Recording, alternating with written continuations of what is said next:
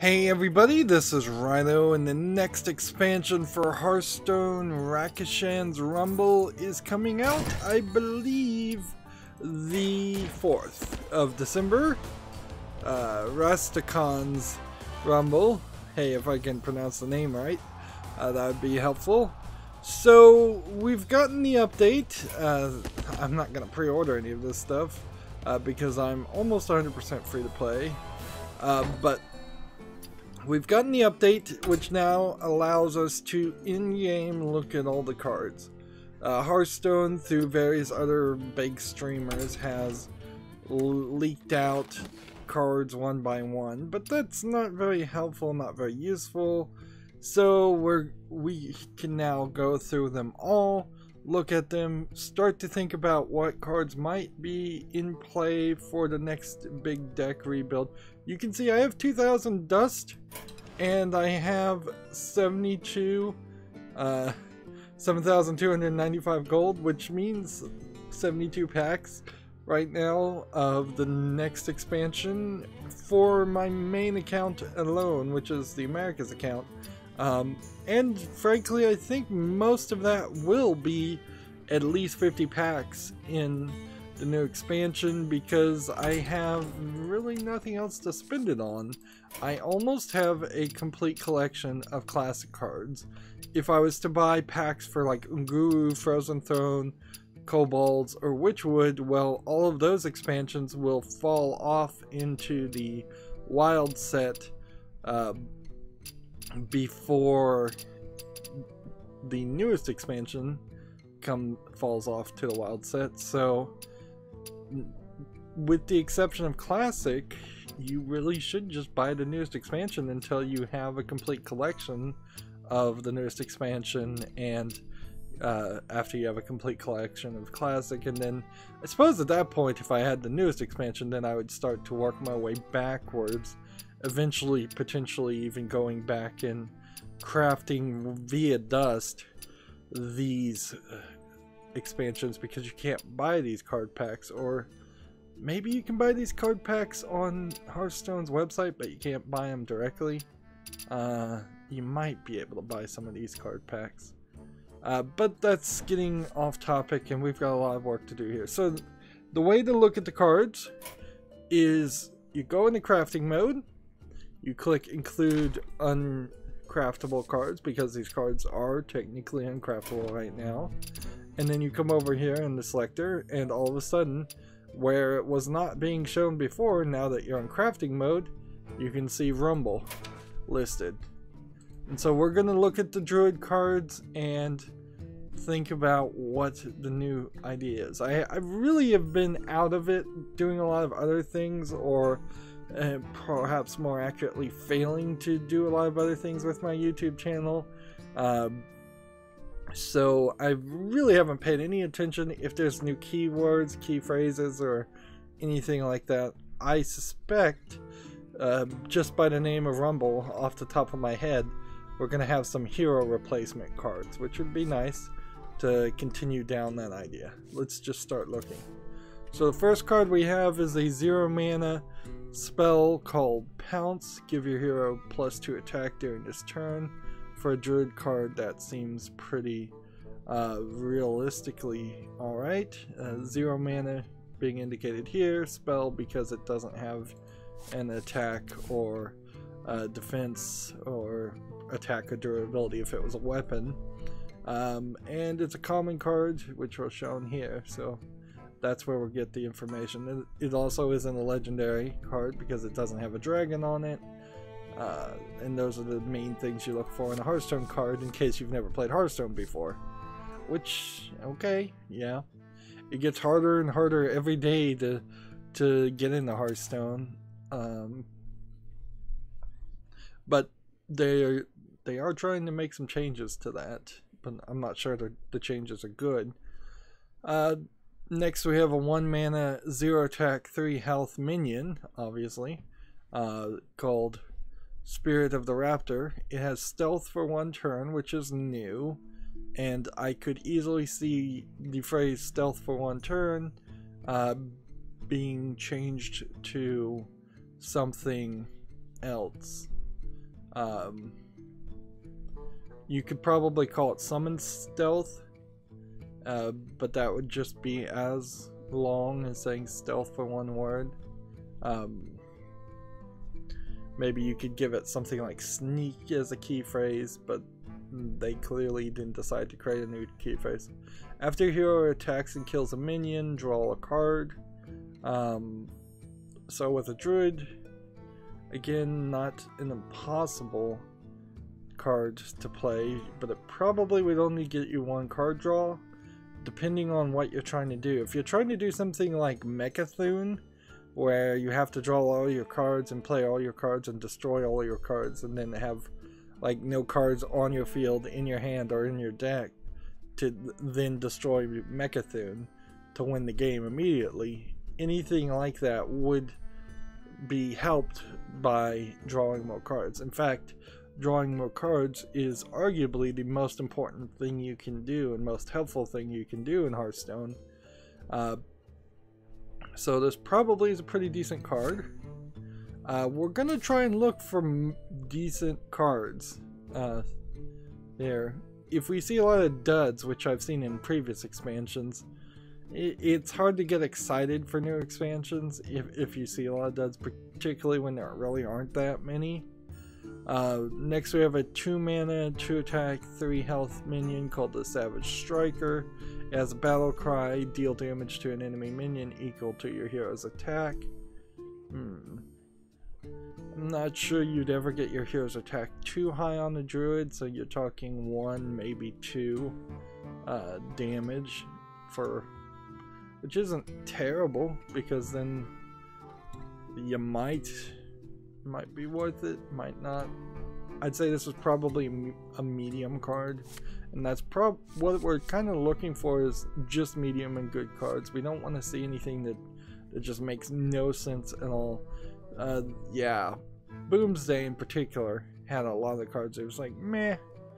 There's 3 out of 12 cards in each character, a hero class, that felt like they were even worth it.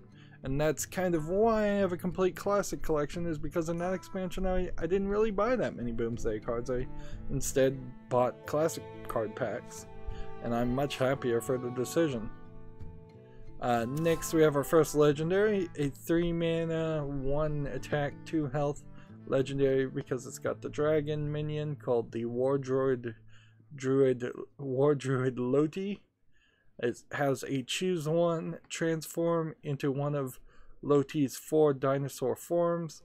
Now inherently, and this has been a problem for quite a while, ever since well, probably even at the beginning of the game, but we have these cards that will then give you other options and other cards, and then the gallery doesn't show you what those cards look like or explain what those cards do. So there's no way until I play this card, which means there's no way until I have this legendary card, or somebody plays or has this legendary card and I can watch them on YouTube. There's no way to know what the 4 Loti dinosaur forms are. We have no idea what they do. This probably is good. A 3 mana legendary sounds like it might be good, but until you know what it does, it's kind of weird. Now there is something interesting here, because there is a wild legendary card in the Druids class that turns all your choose 1 cards into, instead of choosing 1, do them all.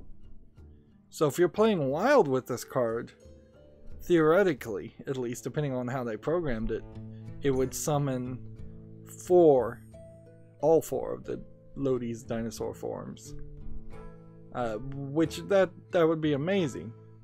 That being said, not very many people can play wild and have a fun time and compete. Like, even me, who has played this game for over 4 years now, and almost has a complete collection of classic cards. I'm still nowhere close to having enough cards to play in Wild and have fun. I'd love to play in Wild, I just can't. It's too full of people who literally have every single card, or every single card in Golden even. So as it stands, we kind of don't know about this in Standard play, which is what we're looking at really, and then in Wild that probably is a pretty crazy card. Next we have a 4-mana spell called Mark of the Loa. Choose one, give a minion +2/+4 and taunt, or summon 2 3/2 raptors. This seems like this is a slight evolution of a card that is already in Hearthstone. Probably give something like a +1/+2 in taunt, and then summons like 1 3/2 raptor. But I imagine it's slightly cheaper on the mana. That's not a bad idea, frankly. If there becomes these entire classes of cards where it does the same thing, it's just 1 more mana gives you one more attack, or 1 more health, or 1 more raptor being summoned, that's fine by me. Generally speaking, if you were designing a collectible card game, you would have plans to do that, but you would release the different variants of the same cards over a very long time, so people don't realize that that's what's happening. Because eventually, and I think this is something you'd hear from long-term Magic the Gathering fans, eventually what you run into is this problem where people complain about new expansions just being full of slightly tweaked, slightly stronger versions of previously already existing cards, and then you also run into the problem of complaints of cards being exactly the same as previously available cards. This gets compounded in Magic the Gathering and Hearthstone when you have older cards that just get banned in general. Like, there's plenty of Goblins vs. Gnomes and Grand Tournament, League of Explorers, and Old God cards that did not need to go into Wild, but got put into Wild just because the entire expansion got put into Wild, which is kind of ridiculous, and a way in which Hearthstone is trying to buy itself some time while trying to think up new original ideas for cards. And frankly, I wouldn't be terribly upset if they slowed down on the expansions. In particular, I'm taking way too long for this, sorry. Because the truth is, releasing in December is just a bad time to release a new Hearthstone expansion. There's too many AAA games coming out, too many Black Friday sales and video games coming out. The last thing anybody is going to have time for is extra time to play Hearthstone. It's bad timing. They should have put this out in February or in like September, and then they should have given a nice 4-month gap. Moving on, we have a 4-mana spell called Predatory Instincts. Draw a beast from your deck and double its health. I don't think that's going to inherently do anything for a Druid. If it was a priest card where you could draw a card and double its health, that might do something amazing. And if you were a priest that could steal cards and you could steal this card, that might do something amazing. But priests don't have any cards as of right now, as far as I know, that can steal cards. And Druid, as far as I know, doesn't have any cards that can steal priest cards. So doubling the health of a creature only works in a very limited certain set of circumstances to play into some kind of highly synergistic idea. Which is what you're generally looking for in these cards, is some kind of synergistic idea, something where you're going to play 2 or 3 strategies throughout your deck, and those strategies are going to work with each other to make your deck a lot more powerful than the individual value of each card. Next we have a 5 mana, 4 attack, 4 health card minion called Tree Speaker. Battlecry, transform your Trents into 5/5 ancients. This is not bad. There's quite a lot of cards in the Druid class deck that already exist that can create Trents or turn minions into Trents, or give minions death rattles to summon Trents when they die. So all of a sudden, kind of out of nowhere, those previous cards make a lot more sense. Before, they didn't really make sense at all. And yes, I'm calling them Trents, but they're written actually tree ants in this game, just to be silly.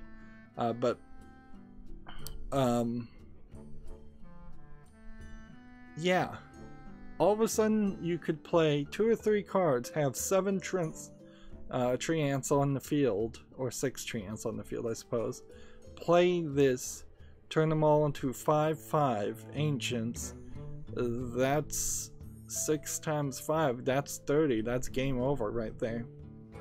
And you could do that twice because this card, you can have 2 of these epic style cards in your deck, and you could easily have, I'm thinking at least 4 if not 6 cards to help you build up Trents. Yeah, this is possibly the best card for Druid, depending on whether or not this is what this does. Next we have a 6 mana spell called Stampeding Roar. Summon a random beast from your hand and give it Rush. Rush being a relatively new key phrase, meaning it can attack a minion on the first turn, unlike Charge where it can just attack anything on the first turn. I think Rush in a lot of ways is being used to replace cards with Charge, and we will be very unlikely to see too many new cards with Charge. And all of these cards just artistically are going from ancient beasts and dinosaurs as an idea, which is fine. Yeah, I really don't care about the thematic and the flavor text and the flavor images of the game, but it is a little strange to think about making a Druid beast deck. But there definitely are enough beast cards in the Druid collection to play something like that. Next we have a 7 mana, 4 attack, 9 health beast minion. If it's a special class of minion, it will have a label here. It would be nice if they introduced a new label or 2 in this expansion, but I doubt they will. There's certainly some older cards that could be put into classifications that they aren't. For instance, the best example would be humans. There clearly is a human class of minions that look like humans that could be called humans, or paladins, or crusaders, or witches, warlocks, things like that. You could break it down into several other groups for several different cards. Anyways, Gonk the Raptor is a legendary minion. After your hero attacks and kills a minion, it may attack again. This is an interesting thought, but I don't know how this would work particularly well. Again, I haven't seen a lot of cards that would get your hero in a Druid class up to something more than maybe 4 attack. And let's say he has 4 attack and there are 7 minions on the opposing field. Well, you could potentially attack and kill all 7 of those, and then do 1 attack to the hero's face and the hero's life points directly. But yeah, that really doesn't seem like that's doing a lot for 7 mana. And the trade-off seems pretty low. You'd almost expect something closer to well, at least a 7/7 for 7 mana. If you take 2 off here, you have a 6/7 for 7 mana. So it's at the very least 1 attack short. So yeah, I'm not seeing a strategy there yet. If there is one, a lot of the cards don't really feel like they have any strategies, and it doesn't feel like a lot of people elsewhere find those strategies too. This is honestly the best criticism you can make of Hearthstone, is that all these new expansions come out and they give you all these new cards, but then most people, including me, just go online and find the best meta deck that they can build with what they've got, and they just build and play the same meta decks that everybody else plays. So nobody's out there doing anything crazy or anything silly, and that's gonna specifically be the case this time around, as Disguised Toast, famous Hearthstone streamer, is not even playing Hearthstone anymore. And he was kind of known for trying out different things and experimenting. I don't really know of a big streamer out there that's trying out different things and playing them. I know of streamers that play the top meta decks and have all the cards, but I don't know of anybody that's really experimenting. I was experimenting for the longest time, and frankly it was just leading to me getting frustrated. I would make my own decks from scratch, just ideas I had personally, and it just led me to losing against the same decks over and over again. Anyways, 7 mana, 7 attack, 7 health beast minion, Ironhide Direhorn, Overkill, summon a 5/5 Ironhide Runt. Okay, so I did hear what Overkill is, which, if I understand this right, Overkill is when a minion attacks a minion that has less health than his attack. So in this instance, if I attacked something that was a 0 attack 6 health minion, I would kill it, and because I did 7 attack and he had only 6 health, that would trigger Overkill and summon a 5/5 Ironhide Runt. I assume in the next turn, if I was to attack a second time, another 0/6 minion, I would get another 5/5 Ironhide Runt. But that example I just made up in my head is not probably accurate. Probably be closer to me attacking usually a 6/6 minion, which would do 6 damage to me, leaving me as a 7/1, giving me one 5/5 Ironhide Runt, and then the next time I attacked another 6/6, I would kill my own minion, and at that point I assume Overkill would still probably activate, and I'd still end up with a 5/5 Ironhide Runt. It's still not terrible. This actually seems like this is a very good card, because for 7 mana you're getting 7 attack and 7 health, which is typically what I'm looking for on the power curve, and you're getting at least 1, very often I would assume 2 5/5 minions. So yeah, that's not bad so far. What I'd like to do though is if we could look at those 2 pages of Druid cards, and let's take a moment to think about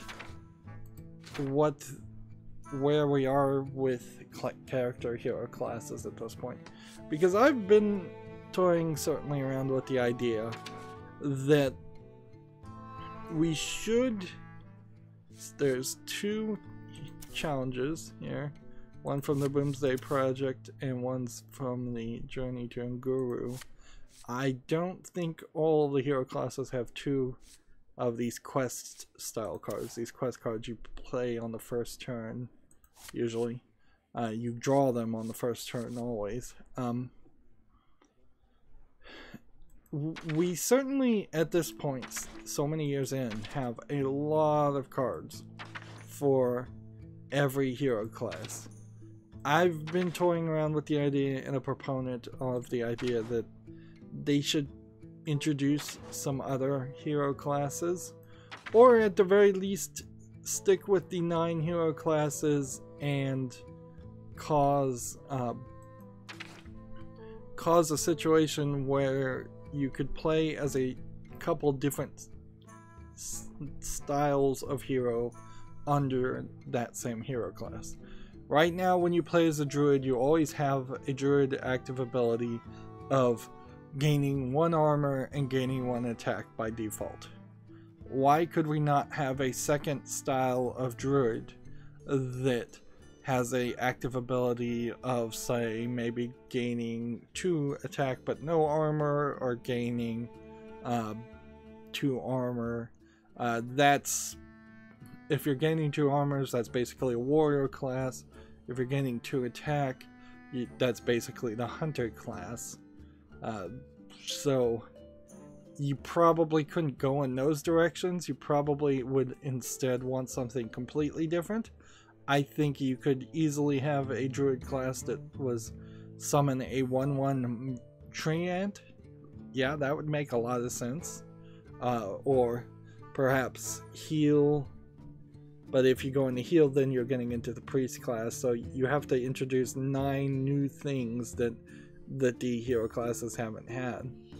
So for standard decks, you can see they are still basically sticking with 12 pages with 8 things on each page, which gives you about 96. So there's about 100 cards specific to each hero class. I don't think they want to get too far away from that 100 number. So what will happen, and we already know, is Unguru will fall away to the wild set, and then it will be back down to, oh, I suppose 80 cards in every hero class until the next expansion. On the other hand, if we were to look at the druid class, including all the wild cards, so these are all cards that have ever been available for druid, we are at 18 pages. So we are approaching a point again where there's more cards in wild than there are in standard, which can certainly be a pain. And there's no easy way to search here and see the cards that are just wild. I could type in, I think, is wild, and that would break it down somewhat. There's several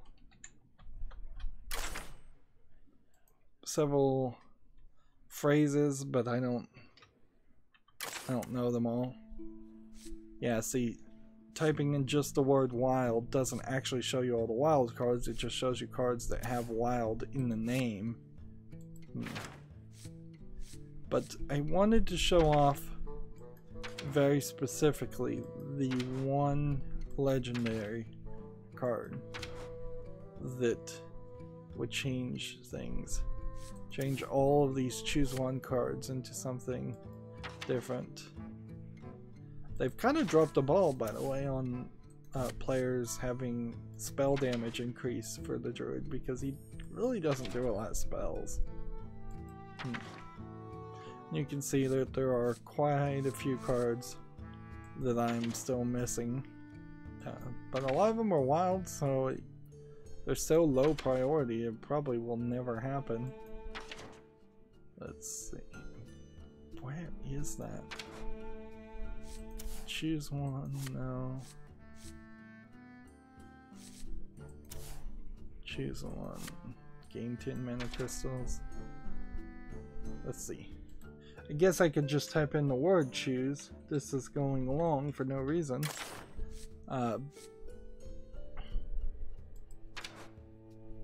Here it is. Fandral Staghelm. Your choose one cards and powers have both effects combined. Up until this point of the new expansion, every choose one option only had 2 choices. So how in the world does this play in Wild with that new card that gives you 4 options? I don't know. But you can see, because of these wild ivories here, this is clearly a wild card. So it plays no role. And it kind of kills the idea of making a choose one deck in general. There are still a decent number of choose one cards for Druid, but trying to make a deck around that concept, it's not great. We could go back to standard cards and just see the options you have. It's not terrible, but not as good as you would like. Anyways, we kind of meandered there. That's gonna be it for the Druid cards. The next videos will cover the remaining 8 character class, hero class cards, and then we'll cover the neutral cards, and we'll try to do that in a much faster experience because this was the first video and there was a lot of setup there. That's going to be it for this recording. As always, I ask you to like, share, subscribe, comment, and watch every second of my video. And if you want a friend to follow me on any social media sites like Twitter, Tumblr, Google+, Steam, or Battle.net, all of those links are down below in the description. Also down below I have links for supporting me through Patreon or friending me on Steam and gifting me a game off my wishlist if you want to support me that way. Thank you for watching. Have a good evening.